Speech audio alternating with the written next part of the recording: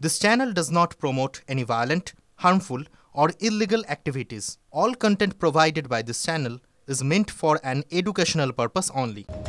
দুলাল সরকার খুনে মূল অভিযুক্ত তৃণমূলের টাউন সভাপতি নরেন্দ্রনাথ তিওয়ারিকে 18 ঘন্টা পর তিনি গ্রেফতার হওয়ার 18 ঘন্টা পর অবশেষে বহিষ্কার করল তৃণমূল কংগ্রেস। আমরা প্রশ্ন তুলেছিলাম, যাকে পুলিশ গ্রেফতার করেছে এত বড় একটা খুনের ঘটনায়, তাকে বহিষ্কার করতে দল এত সময় নিচ্ছে কেন? চলুন একবার মালদা জেলাটা দ্রুত ঘুরে দেখে আসি। সুব্রতোষের সঙ্গে আমাদের প্রতিনিধি, তিনি সেখানে তৃণমূলের পার্টি অফিসেই রয়েছেন। সুব্রতোষ, আজকে মালদা জেলার কন্ডিশনটা ঠিক কেমন?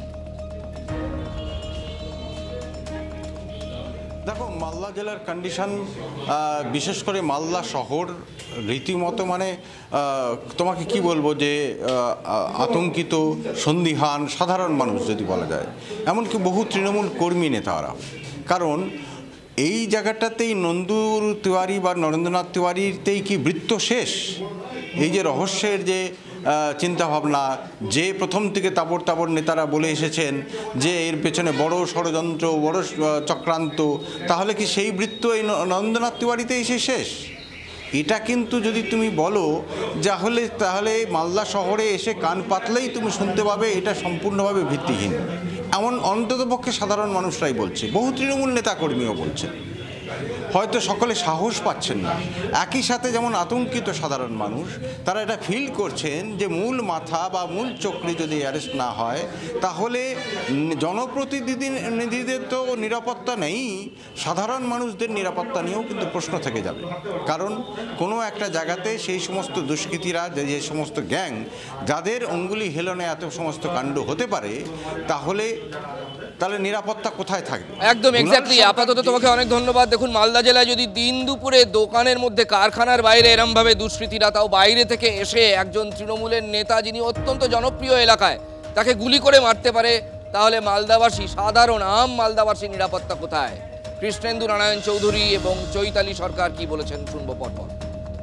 আরও কিছু তো নিশ্চয়ই আছে। এত নির্মম ঘটনা যেটা ঘটিয়েছে, সেটা 1, 2, 3-এর পক্ষে সম্ভব নয়। সেটা অবশ্যই আমার যেটুকু মনে হচ্ছে আরও কেউ আছে, সেটা বার করুক পুলিশ। পুলিশ সম্পূর্ণ ব্যাপার দেখছে, এনকোয়ারি করেছে, এনকোয়ারি করে কয়েকজনকে অ্যারেস্ট করেছে, আর এদেরকে পরে অ্যারেস্ট করে নিয়েছে। তাদের সঙ্গে বসিয়ে পুলিশ দেখেছে এরা দুজন ইনভলভ আছে বলে এদেরকে অ্যারেস্ট করে সেন্ট আপ করেছে। পুলিশ এনকোয়ারি করে টাওয়ার লোকেশন দেখে অ্যারেস্ট করেছে।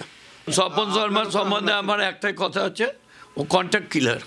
আগে সিপিএমের হয়ে কাজ করতো, তারপরে বিজেপি করলো, এখনও বিজেপি করে।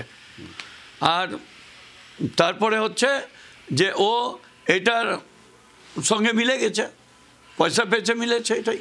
নরেন্দ্রনাথ তিওয়ারির সঙ্গে তো আপনার ঘনিষ্ঠতা আছে? হ্যাঁ, একটা সময় যখন কংগ্রেস করতাম আমরা, তখন ওও করতো। তারপরে একদিন তৃণমূলে এসেছিল, হয়ে গেছে। কিন্তু যদি কেউ ক্রাইম করে, সেই ক্রাইমের সঙ্গে আমরা না, ও তো টাউন সভাপতি, আমরা ওই ক্রাইমের সঙ্গে নাই, বলেই দিলাম।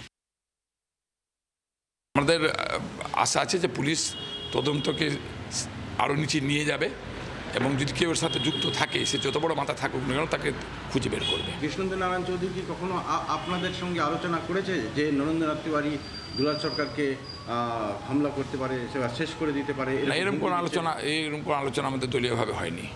মানে তিনি জানাননি? না, উনি আমাকে জানাননি। কৃষ্ণেন্দু নারায়ণ বাবু জানাননি? না, এরকম কোনো আলোচনা দলের ভিতর হয়নি, দলীয়ভাবে এরকম কোনো আলোচনা হয়নি। উনি বলছিলেন যে আমি আগে থেকেই জানতাম যে উনি এরকম করছেন। ব্যক্তিগত নিজের মত মানুষের থাকতেই পারে, কিন্তু দলীয়ভাবে এই ধরনের কোনো আলোচনা আমাদের পার্টিতে হয়নি। বড় মাথা, একেবারে ক্লান্ত হয়ে গেছেন রাজ্যবাসী শুনতে শুনতে। দেখা যাক কোন বড় মাথার দিকে পুলিশ এগোতে পারে। চটুল হিন্দি সিনেমার কায়দায় যেভাবে চিত্রনাট্যে গ্যাংওয়ার দেখানো হয়, ঠিক সেই রকমভাবে একজন তৃণমূল নেতাকে দৌড় করিয়ে খুন করলো দুষ্কৃতীরা। গোটা রাজ্য জুড়ে আজও কিন্তু একই রকমের তোলপাড় চলছে। আমরা কথা বলবো আমাদের প্রতিনিধি, আমাদের সহকর্মী তন্ময় প্রামাণিকের সঙ্গে। তন্ময়, আমার যেটা এক্ষেত্রে খুব স্বাভাবিক প্রশ্ন উঠে আসে, আমার জায়গায় যে কেউ থাকলেই একই প্রশ্ন করতে হয়তো। অন্যান্য ক্ষেত্রে আমরা অতীতে দেখেছি যে আগে দল ব্যবস্থা নিচ্ছে, তারপর পুলিশ গ্রেফতার করছে। অর্থাৎ দলের ব্যবস্থাটা পুলিশ গ্রিন সিগন্যাল হিসেবে মনে করছে। এখানে আগে পুলিশ ধরলো, তার 18 ঘন্টা পর তাকে বহিষ্কার করা হলো। এটা দেখো, এখানে চূড়ান্ত অস্বস্তির মধ্যে তৃণমূল বোধহয় এর আগে এতটা অস্বস্তিতে পড়েনি। সেটা জ্যোতিপ্রিয় মল্লিকের গ্রেপ্তার হোক, সেগুলো দুর্নীতির বিষয় ছিল। এখানে এমন একজন খুন হচ্ছেন, ভালো করে বুঝতে হবে, যিনি দীর্ঘদিন ধরে শিবরাত্রির সলতে হিসেবে মালদার রাজনীতিতে তৃণমূলটা করেছেন। কেউ ছিল না, মানে যখন তৃণমূল তৈরি হয়েছে পরবর্তী সময়ে, যখন বামফ্রন্ট, মধ্য গগনে বা কংগ্রেস, মূলত এই দুটো দলের মধ্যেই লড়াই ছিল ওখানে। তৃণমূলে কেউ ছিল না। পরবর্তী সময় অনেকে তৃণমূলে ভিড়েছেন এবং তারা তৃণমূলের নেতা নেত্রী হয়েছেন, এখন মালদা জেলাতে বিধায়ক হয়েছে। দীর্ঘ সময় ধরে মালদাতে কোনো প্রতিনিধি ছিল না তৃণমূলে, বিধায়কও ছিল না। সেখানে মমতার ব্যক্তিগত অনুগত, একেবারে খুব কাছের মানুষ, সেরকম একজন জনপ্রিয় সেই নেতা খুন হয়ে গেল, এবং খুন করছে দলেরই আর এক নেতা, সে টাউন সভাপতি, জেলার হিন্দি সেলের সভাপতি।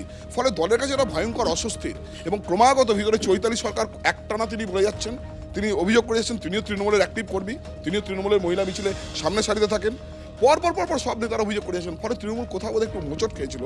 তারপরে সিদ্ধান্তটা নিল, গ্রেপ্তার হলো, কনফার্ম হলো। তারপর কারণ তুমি দেখবে এডিজি দক্ষিণবঙ্গ প্রেস মিট করলেন, তারপরে দলের বৈঠক হলো, সিদ্ধান্ত হলো, আজকে সেই সিদ্ধান্ত ঘোষণা হলো, আমরা যেটা ব্রেক করলাম। অনেক ধন্যবাদ তন্ময়, অনেক ধন্যবাদ।